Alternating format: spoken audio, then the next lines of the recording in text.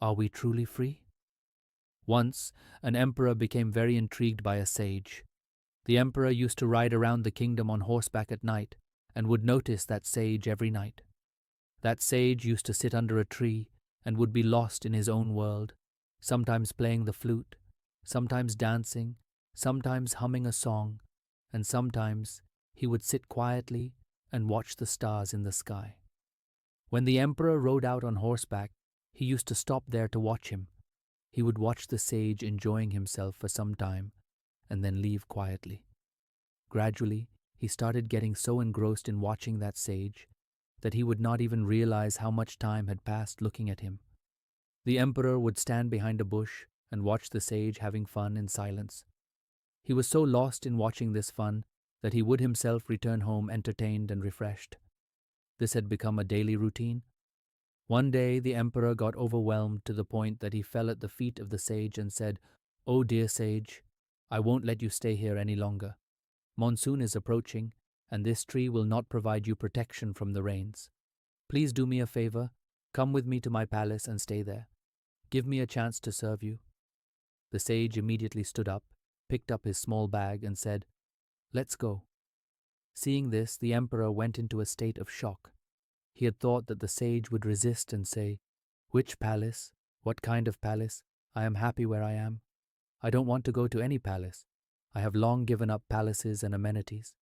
The emperor was expecting to hear all this from the sage. If the sage had said that, the emperor would have fallen at his feet and requested some more. But the sage immediately got up and agreed to go along, so he was a bit shocked.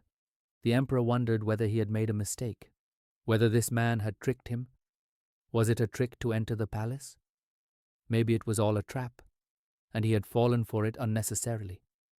The emperor was still thinking all this, and in the meantime, the sage was up on the emperor's horse and called out to him to start. For the first time in his life, the emperor had to walk on door, as the sage rode on the horse with great pleasure. Now the seeds of doubt started growing in the emperor's mind, but he could not turn back from his words. He was bound by his words now, but there was no respect left for the sage in his heart. The sage lived in the palace in much the same way as he did under the tree. He used to play the flute under the tree, and even after he arrived at the palace he would play the flute, but now he would do it sitting on a velvet mattress. The emperor was getting very bothered seeing all this. He started thinking, "Who have I brought here? This person is not really a sage. He lives more leisurely than the emperor himself. The emperor even has to worry about taking care of his empire, his palace, his wealth, and everyone's needs. But the sage has no worries about any of these things. He plays the flute for his own amusement, sings, dances, and eats in merriment."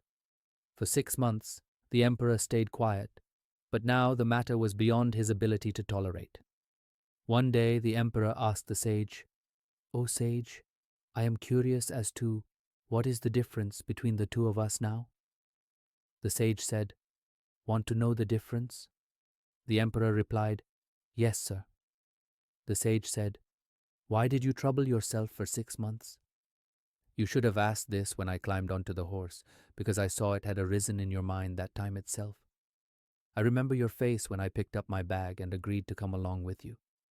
This question was in your mind then too. Why did you foolishly bother yourself for 6 months? If you had asked then, I would have put my bag down and sat there again. You did not ask. What was holding you back? I was waiting for you to ask me. All right, I will tell you the difference tomorrow morning. But yes, I will tell you outside the village." The emperor was curious to find out what the difference was.